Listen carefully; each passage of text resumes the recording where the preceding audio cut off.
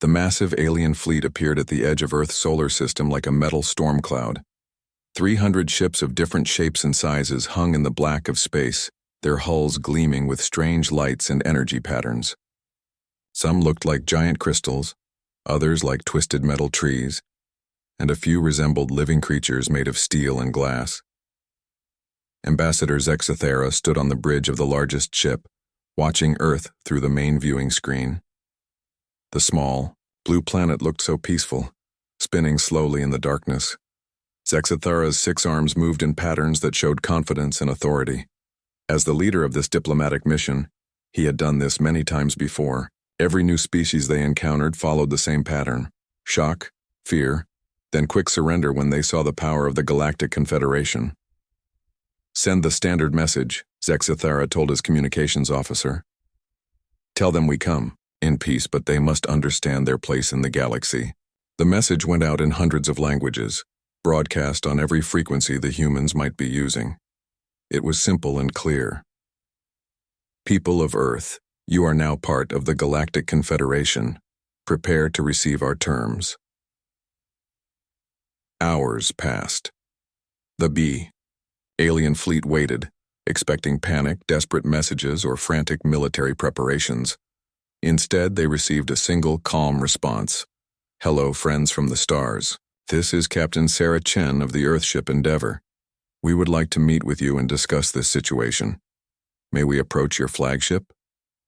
The alien commanders looked at each other in confusion. Where were the armies?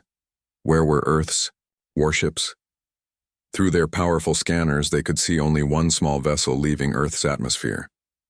It was a simple design, clearly built for basic space travel, with no visible weapons or advanced technology.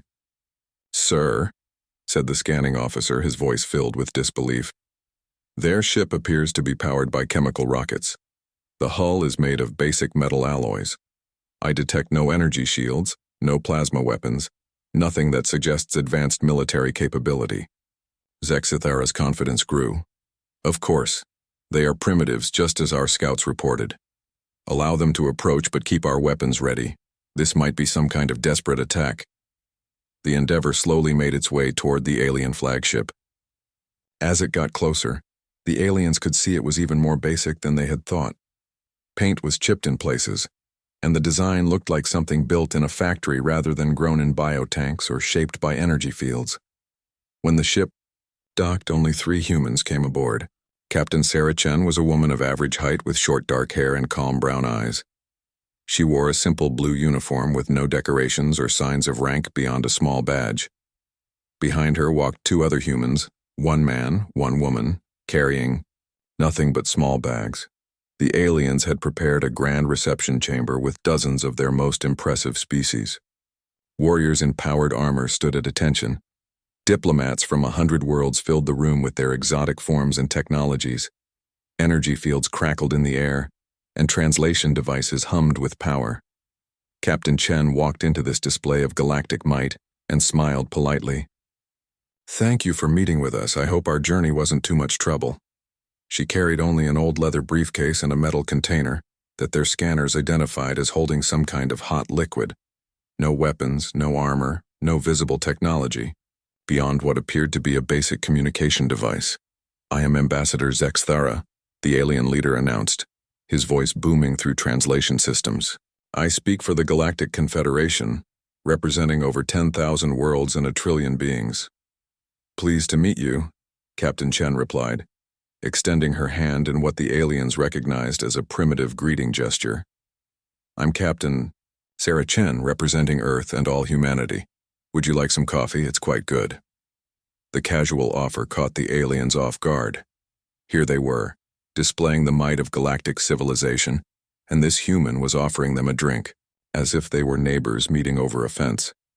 Zexathera decided to move straight to business. "Captain Chen, your world has been selected to join the Galactic Confederation. This is not a request but a statement of fact. All inhabited worlds must eventually become part of our great civilization." Captain Chen listened carefully, occasionally sipping from her metal container. She pulled out a small notebook and pen, actual paper and ink the aliens noted with amazement, and took notes. Your world will surrender all military assets, Zexathera continued. Your governments will be replaced by Confederation administrators. You will provide resources and population as needed by the greater galactic community. In return, you will receive protection, technology, and the chance to participate in galactic civilization. I see, Captain Chen said, writing something down. And if we prefer to remain independent? The question seemed to amuse several of the alien diplomats. Independence is not an option, explained another ambassador, this one resembling a tall, thin plant with glowing fruit. Every species believes they are special at first. Every species thinks they can stand alone against the galaxy. They quickly learn otherwise. We have conquered worlds with weapons that could destroy your sun, added a third ambassador, its metallic body clanking as it moved. We have absorbed civilizations that spanned dozens of star systems. Your single world, with its primitive technology, cannot possibly resist. Captain Chen nodded thoughtfully. I understand your position. However, I'll need to discuss this with Earth's leadership before we can give you an answer. Would 24 hours be acceptable? The aliens were surprised by the request, but they agreed. It was standard procedure after all. Every species needed time to accept the reality of their situation. As Captain Chen prepared to leave, she paused at the door of the reception chamber. Oh, one more thing. During our discussions, would it be possible for your fleet to remain in this general area? We wouldn't want any misunderstandings if your ships moved closer to Earth. Of course, Zexathera replied. We have no intention of approaching your world until this matter is settled peacefully. The three humans returned to their simple ship and departed. The alien fleet watched them go, confident that within a day, they would return with Earth's surrender.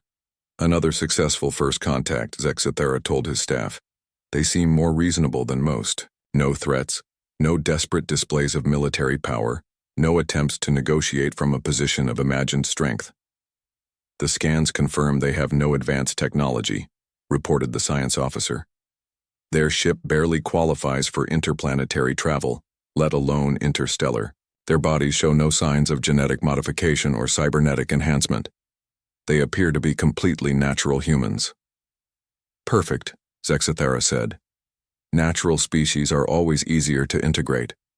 They adapt well to Confederation life once they understand the benefits.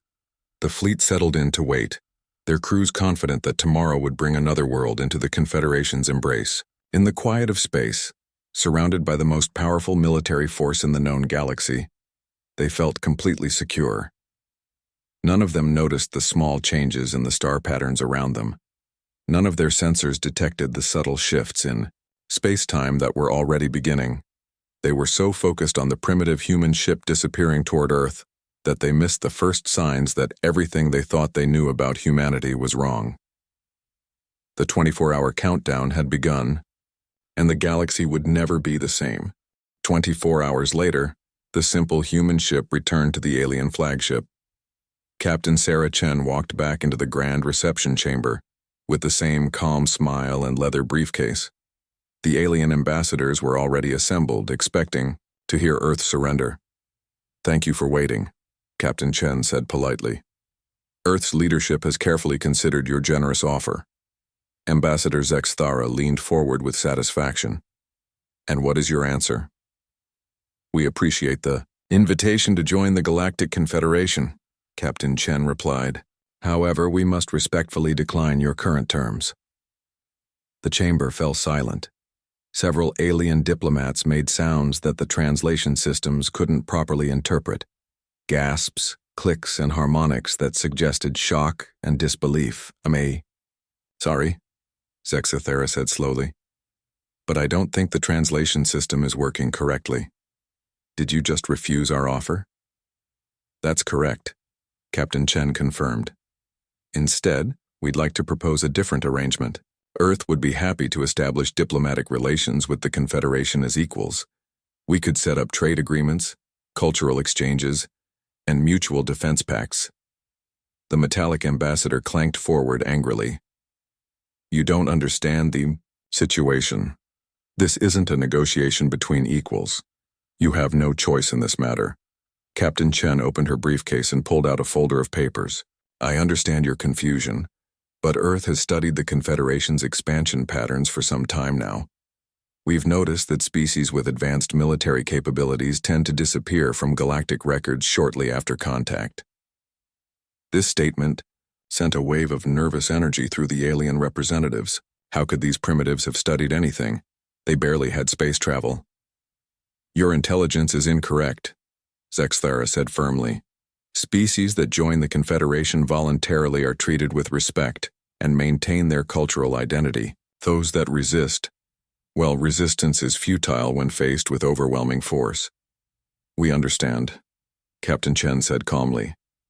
That's exactly why we've prepared for this conversation. She reached into her briefcase again, this time pulling out a small device no bigger than her palm. To the aliens it looked like a simple communication device, barely more advanced than the primitive technology they expected from Earth. Admiral Morrison, she said into the device, please proceed with the demonstration.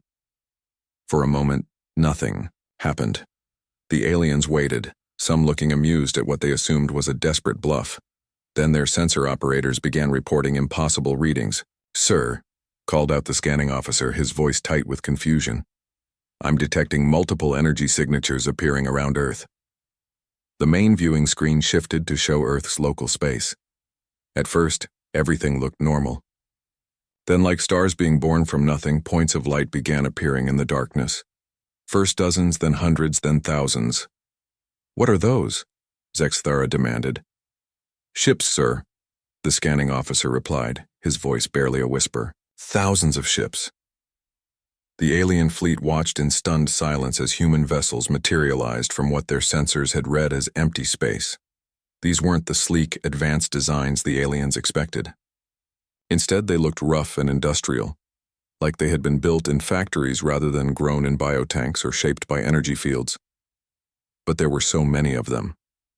The number kept growing as more ships appeared, forming defensive formations around Earth that stretched far beyond the range of the Confederation's most powerful sensors. How is this possible? Demanded the plant-like ambassador. Our scouts reported no space-based industry, no orbital shipyards, no signs of advanced manufacturing.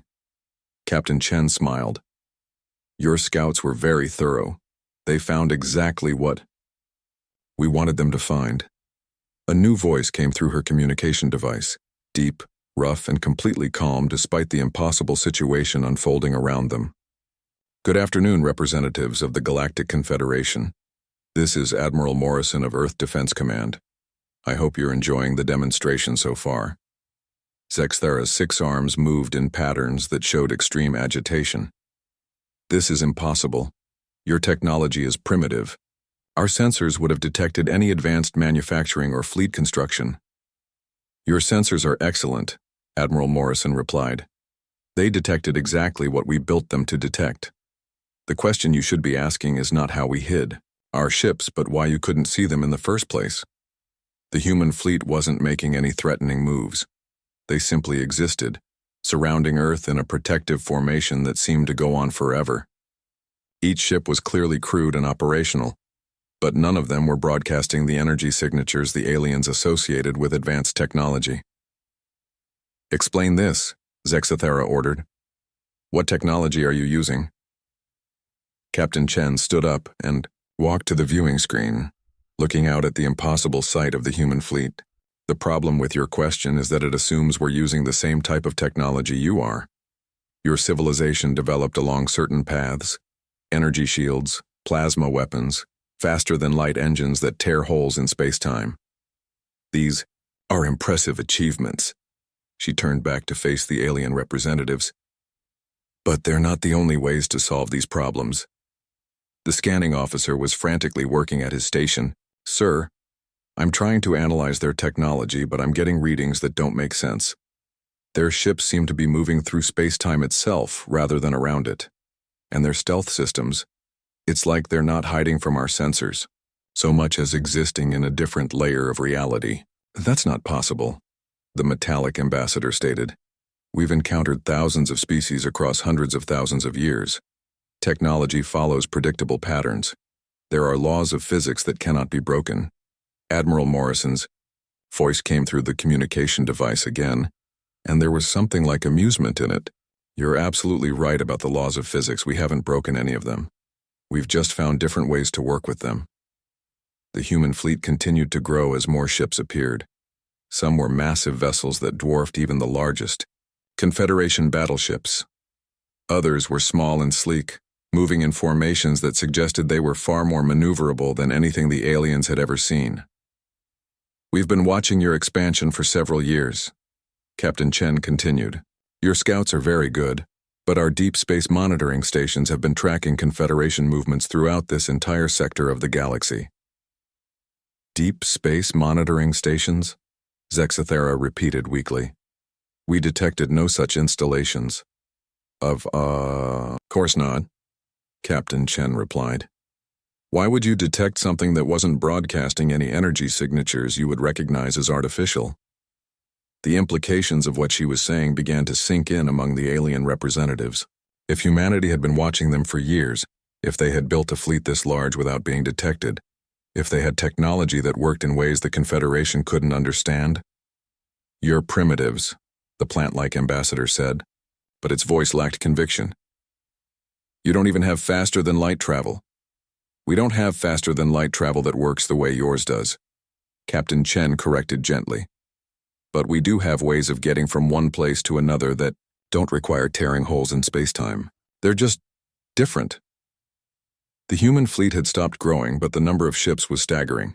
They filled the space around Earth like a three-dimensional net, each vessel perfectly positioned and clearly under coordinated command. Admiral Morrison's voice returned. Representatives of the Galactic Confederation, we appreciate your visit to our solar system. We hope this demonstration helps clarify Earth's position regarding membership in your organization. Zexathara found his voice again, though it was much quieter than before. What do you want from us? The same thing Captain Chen proposed an hour ago, Admiral Morrison replied. Diplomatic relations between equals, trade agreements, cultural exchanges, the opportunity to learn from each other. And if we refuse, the metallic ambassador asked. There was a long pause before Admiral Morrison answered. Then you're free to leave our solar system and continue with your lives.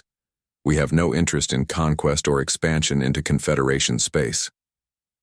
The alien representatives looked at each other, trying to process what they were seeing and hearing. In their experience, species that possessed overwhelming military power used it to dominate others. But humanity seemed content to simply exist, protecting their own space without threatening anyone else. We need time to consider this, Zexathara said finally. Of course, Captain Chen replied. Take all the time you need. We're not going anywhere. As the alien ambassadors filed out of the reception chamber to consult with their fleets and homeworlds, Captain Chen remained at the viewing screen, looking out at the impossible sight of humanity's hidden strength finally revealed. The galaxy had just learned that sometimes the most dangerous species are the ones that don't look dangerous at all. The alien fleet was in chaos. Emergency meetings were happening on every ship as commanders and scientists tried to understand what they had just witnessed. Ambassador Zexathara called together the most brilliant minds in the Confederation fleet, hoping someone could explain how humanity had fooled them so completely. Captain Chen waited patiently in the reception chamber while the aliens debated. She had expected this reaction. Every species struggled with the same problem when they first encountered human technology. They kept looking for familiar patterns and couldn't accept that different solutions might exist. After 6 hours of heated discussions, the alien representatives returned. They looked shaken and confused, but also curious. Leading them was the Confederation's chief scientist, a being that looked like a floating crystal formation with dozens of sensory appendages. Captain Chen, Zexathara began carefully, our scientists have been analyzing the energy signatures of your fleet. They insist that what we're seeing is impossible according to known physics. Not impossible, Captain Chen corrected gently. Just different from what you're used to. The crystal scientist floated forward, its appendages glowing with excited energy. Your ships appear to be traveling through folded space-time rather than bypassing it.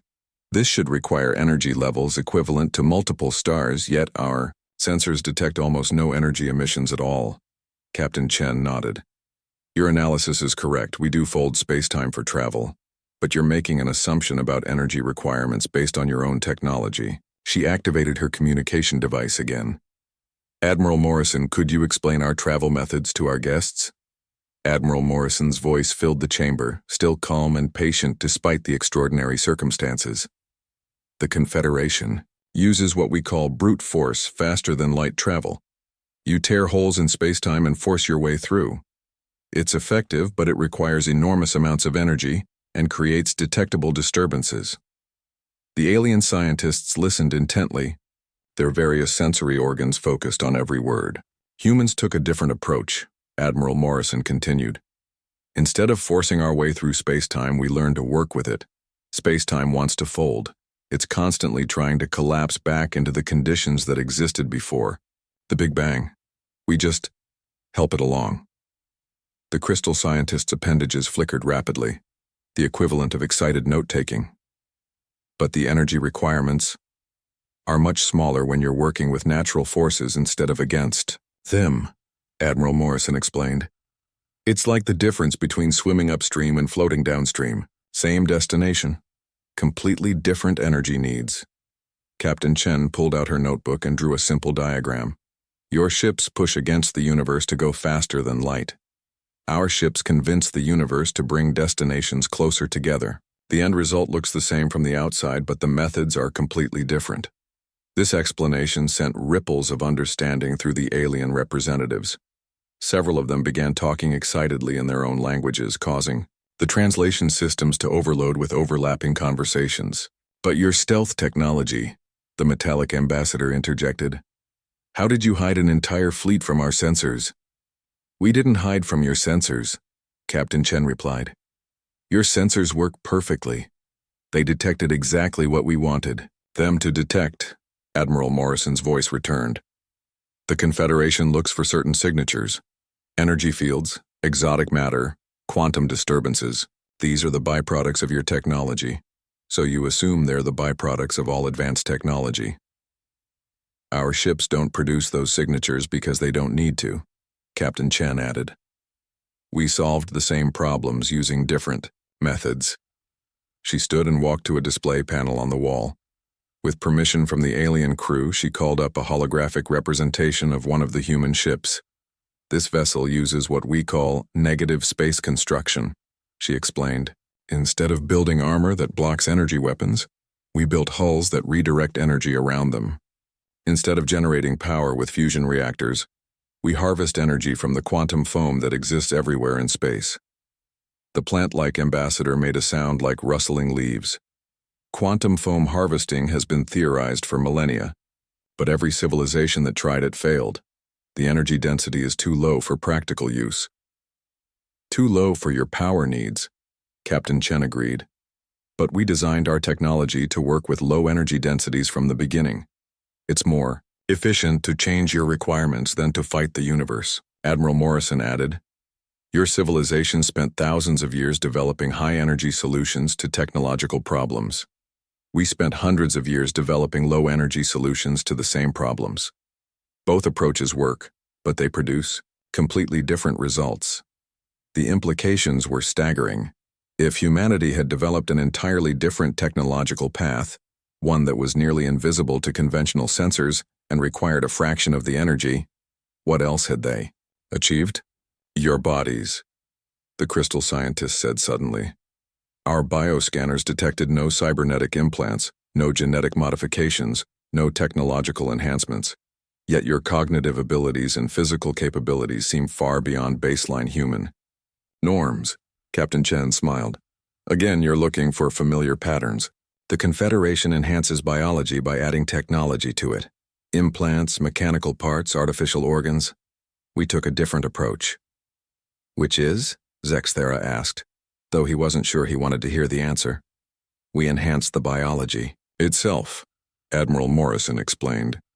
Instead of adding artificial components, we optimized the natural systems. Every human in our fleet has been genetically refined for space travel, enhanced cognitive processing, and improved physical capabilities. But we did it by making humans more human, not by making them part machine. The alien representatives were beginning to understand the scope of what they were dealing with. Humanity hadn't just developed different technology, they had developed a completely different philosophy of advancement. "How long?" the metallic ambassador asked weakly. "How long have you been preparing for contact with the Confederation?" "Since we detected your first scout ships entering this sector," Captain Chen replied. "About 8 years ago." 8 years? Zexathera's 6 arms moved in patterns of disbelief. "You built all of this in 8 years?" "Oh, we didn't build it. For you," Admiral Morrison said. And there was something in his voice that made the aliens uncomfortable. "The fleet you're seeing has been under construction for 40 years. We've been preparing for something much more dangerous than the Galactic Confederation." The chamber fell silent. The aliens had been so focused on their own power and the shock of discovering human capabilities that they hadn't asked the most important question. "What are you preparing for?" the crystal scientist asked, its appendages dim with worry. Captain Chen walked back to the viewing screen and looked out at the vast human fleet surrounding Earth. "Tell me, in all your thousands of years of expansion, have you ever wondered, what happened to the civilizations that came before you?" "Before us?" Zexathera repeated. "The galaxy is old," Admiral Morrison explained. "Very old. And it shows signs of having supported advanced civilizations long before the Confederation existed. Structures that could only have been built by spacefaring species, quantum signatures that suggest massive technological civilizations, archaeological evidence of galaxy-spanning transportation networks." Captain Chen turned back to the aliens. "The question isn't where those civilizations went. The question is what made them leave, and whether it's coming back." The human fleet hanging in space around them suddenly looked different to the alien representatives.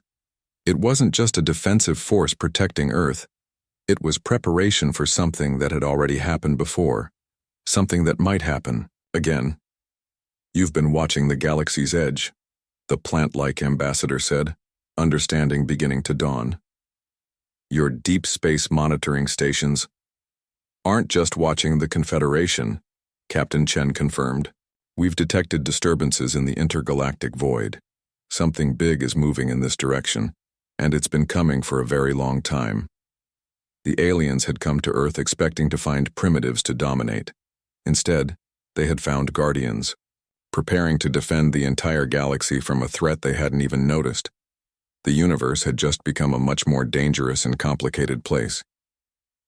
Ambassador Zexathera felt something he hadn't experienced in centuries of diplomatic service: genuine fear. The confident alien delegation that had arrived to claim Earth was now faced with the possibility that they weren't the most powerful force in the galaxy, and worse, that something was coming that made their own military might irrelevant.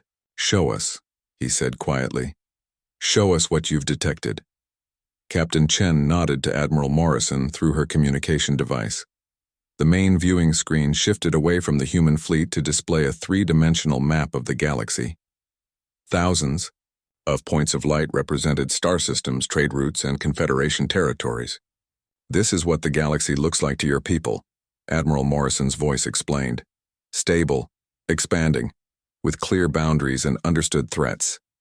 The map changed, showing the same galaxy, but with additional data overlaid in soft blue lines. "This is what it looks like to our deep space monitoring network."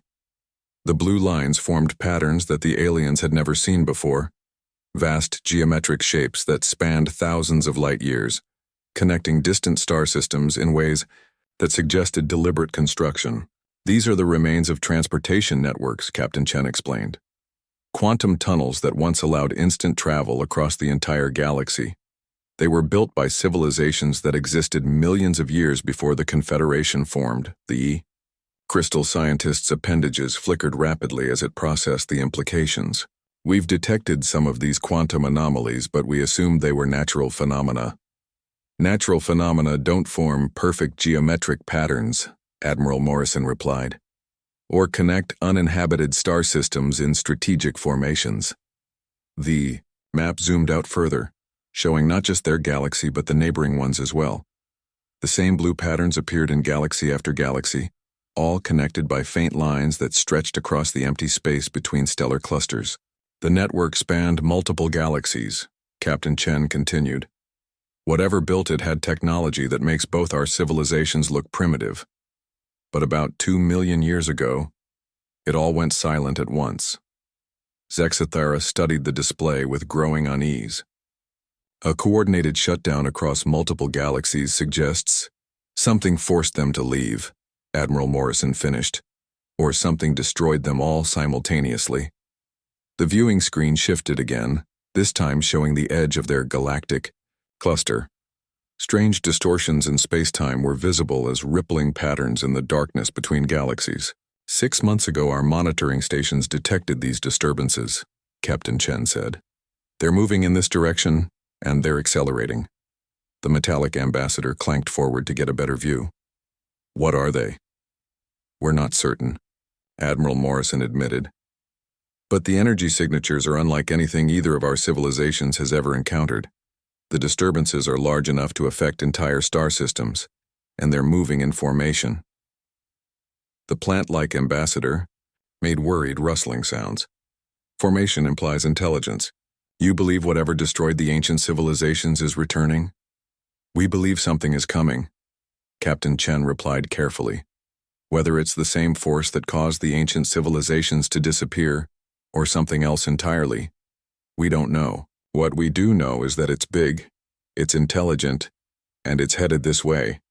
The aliens stood in stunned silence, trying to process the magnitude of what they were being told. The Confederation had spent millennia believing they were the dominant force in the galaxy, only to discover they were merely the latest civilization to rise in the wake of something far greater. How long? The crystal scientist asked. How long before these disturbances reach our galaxy? Our best calculations suggest somewhere between 50 and 100 years, Admiral Morrison replied. Long enough to prepare if we start now. Not long enough if we wait. Zexthera's 6 arms moved in patterns that showed deep thought. This is why you've been hiding. You've been preparing for this threat while letting us believe you were primitives. Partly, Captain Chen acknowledged, but also because the Confederation's history with advanced civilizations concerned us. Species that revealed too much military capability tend to disappear from galactic records. The accusation hung in the air like a toxic cloud. Several alien representatives shifted uncomfortably, and Zexthera's arms moved in patterns that suggested embarrassment and guilt. The Confederation does sometimes relocate populations from worlds with strategic importance, he admitted reluctantly. It's for the greater good of galactic stability. Which is exactly why we remained hidden, Admiral Morrison said bluntly. We couldn't defend the galaxy if the Confederation decided to relocate us to different worlds as strategic resources. Captain Chen activated a new display showing the human fleet around Earth, but now with technical specifications visible. Every ship you see here was designed with one purpose: defending this galaxy from whatever is coming, not conquering other worlds, not expanding human territory, just protection. The specifications were staggering. Ships that could manipulate gravity fields, weapons that could destabilize stars, defensive systems that could protect entire solar systems, but most impressive was the scale. This was just the fleet around Earth. Admiral Morrison had hinted that there were similar preparations throughout human space. How many ships? The metallic ambassador asked weakly. Enough, Admiral Morrison replied. But not nearly enough if we have to face this threat alone. The implication was clear. Humanity wanted the Confederation as an ally, not a conquest. What do you propose? Zexathera asked. Captain Chen pulled out her folder of papers. Again. The same thing we've been proposing from the beginning. Diplomatic relations between equals, but now with a specific focus on mutual defense. You want us to help you fight something we know nothing about, the plant-like ambassador observed. We want to share information and coordinate preparations, Captain Chen corrected. Your civilization has resources and knowledge that could be valuable. Our civilization has detection capabilities and defensive technologies that could protect Confederation worlds. She activated her communication device, Again. Admiral Morrison, please show them the defensive demonstration. The viewing screen shifted to show an empty star system several light-years away. It appeared to be nothing but dead worlds orbiting a dying star. Exactly the kind of system no one would bother to claim. Then the humans arrived. Ships appeared, in the system using the same space-folding technology that had hidden the Earth fleet. But instead of taking defensive positions, they began what looked like construction work on an impossible scale. Within hours, the dying star began to burn, brighter as human ships somehow reignited its fusion reactions. Massive structures appeared around the planets, not built from materials brought by the ships, but apparently constructed from the matter of the system itself. Stellar engineering, Captain Chen explained. We can repair dying stars, redirect solar energy, and create defensive installations using the raw materials available in any star system. The aliens watched in amazement as the dead system transformed into a fortress. Orbital platforms that could generate shield barriers around entire planets, energy collection arrays that could power defensive weapons on a galactic scale, and communication networks that could coordinate defensive efforts across thousands of light-years. This is just one system, Admiral Morrison added. We've been doing similar work in strategic locations throughout the galaxy for decades. The crystal, scientists' appendages were glowing so brightly with excitement that they illuminated the entire chamber. You've been building a galaxy-wide defensive network without anyone knowing about it. Not just us, Captain Chen said. We've been working with other species that preferred to remain independent of the Confederation. There's quite a network of civilizations that have been quietly preparing for various threats. This revelation was perhaps the most shocking of all. The Confederation had believed they were gradually absorbing all advanced civilizations in the galaxy. Instead, there was an entire shadow network of independent species working together. Why tell us this now? Zexathera asked. Why reveal everything? Captain Chen looked out at the human fleet one more time before answering. Because the disturbances at the galactic edge have accelerated. Our best calculations now suggest we have 30 years instead of 50. We need every ally we can get. She turned back to the alien representatives with a serious expression.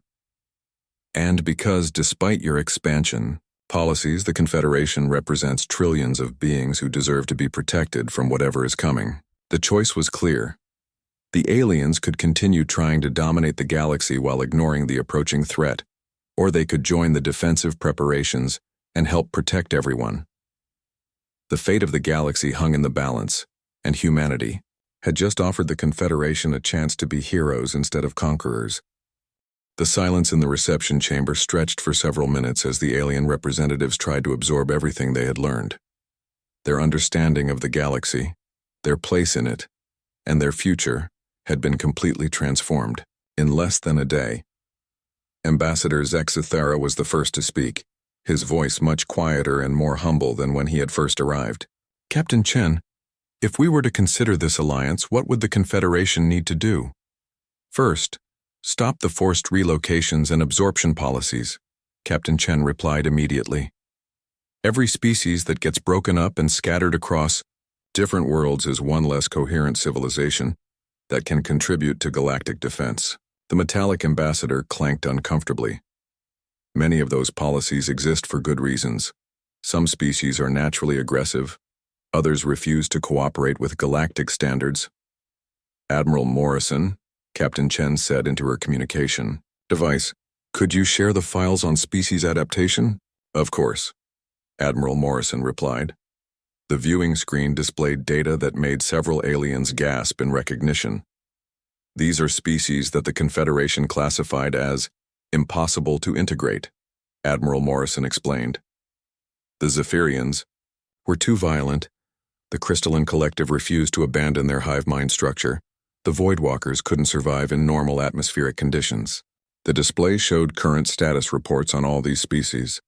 Not only were they alive and thriving, but they had become valuable contributors to the defensive network. The Zephyrians make excellent early warning scouts because their aggression translates into fearlessness when facing unknown threats, Captain Chen explained. The crystalline collective can process enormous amounts of sensor data simultaneously. The Voidwalkers can survive in environments that would kill any other species, making them perfect for deep space monitoring. You're saying these problem species are actually assets? The plant-like ambassador asked. We're saying that species develop in ways that reflect the challenges of their environments, Admiral Morrison replied. What looks like a problem to the Confederation might actually be a solution to problems you haven't encountered yet. The crystal scientist floated closer to the display. You've been collecting refugee species, all the civilizations that fled, Confederation expansion rather than submit to absorption. We've been offering alternatives, Captain Chen corrected gently. Independence instead of absorption, cooperation instead of domination, diversity instead of standardization. Zexathara studied the data with growing amazement. The shadow network of independent civilizations wasn't just larger than the Confederation had realized. It was more technologically diverse, and in many ways more advanced. How many species are part of this network? He asked.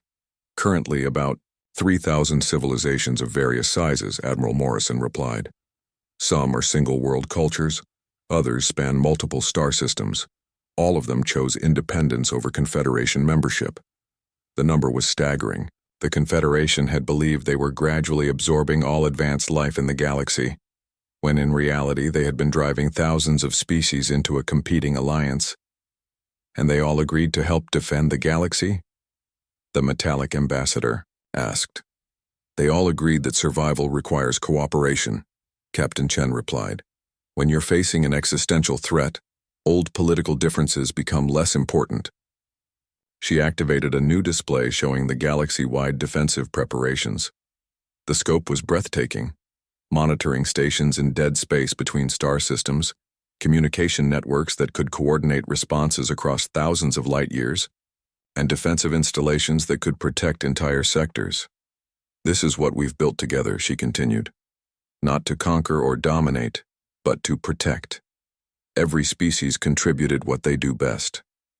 The plant-like ambassador made thoughtful, rustling sounds. And you want the Confederation to join this network?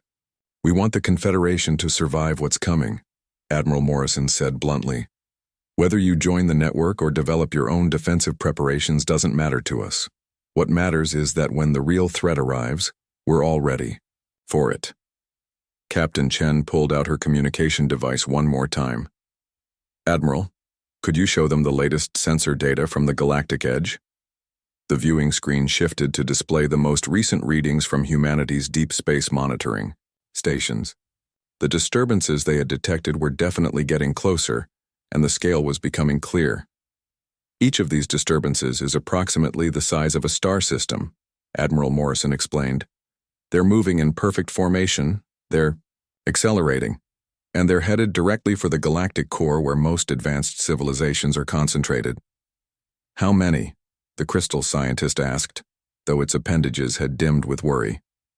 At least 50,000 that we can detect, so far, Admiral Morrison replied. But our sensors can only see the ones generating detectable disturbances. There could be many more. The aliens absorbed this information in stunned silence.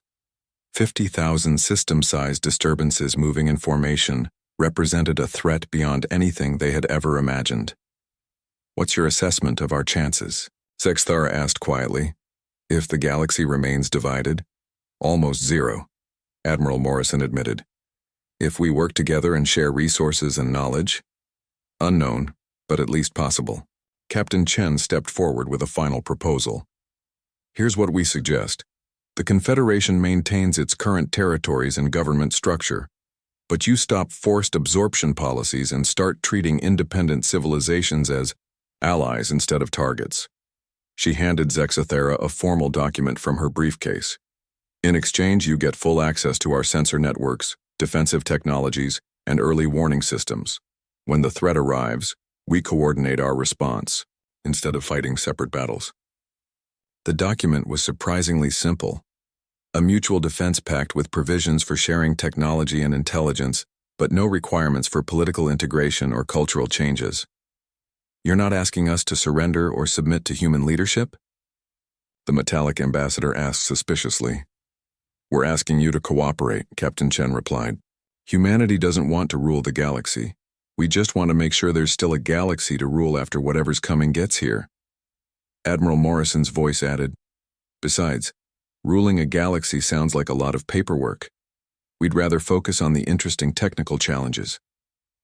Despite the seriousness of the situation, several aliens made sounds that the translation systems interpreted as laughter. Zexathera looked at his fellow ambassadors, then back at Captain Chen. We'll need to consult with our home governments. Of course, but speaking personally, I think the Confederation would be honored to join this alliance. Excellent, Captain Chen said with a warm smile. The first joint planning session is scheduled for next week. We've prepared detailed briefings on the threat assessment, defensive strategies, and resource allocation proposals.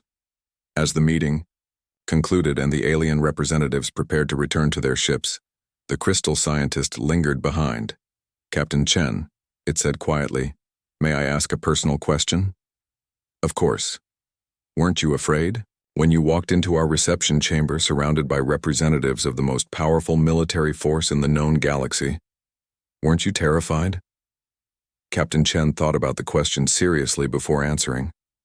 I was concerned about the outcome of our negotiations, but terrified? No. Why not? She gestured toward the viewing screen which still showed the vast human fleet surrounding Earth. Because I knew that if diplomacy failed, we had other options. And more importantly, I knew that we weren't alone. The galaxy is full of species, working together to protect each other. She paused, then added with a slight smile, besides, Admiral Morrison was listening to every word. If things had gone badly, he would have come up with something appropriately dramatic to even the odds. The crystal scientist's appendages flickered with what might have been amusement. I suspect the galaxy is going to be a very interesting place with humans in it. We certainly hope so, Captain Chen replied. 3 months later, the first joint Confederation Alliance fleet exercises began. Ships from hundreds of different civilizations worked together, sharing technologies and strategies that none of them could have developed alone. The threat from beyond the galaxy was still coming, but now the galaxy was ready. Instead of scattered civilizations fighting separate battles, a united defense network prepared to protect all life in their corner of the universe. Humanity had achieved something that had seemed impossible.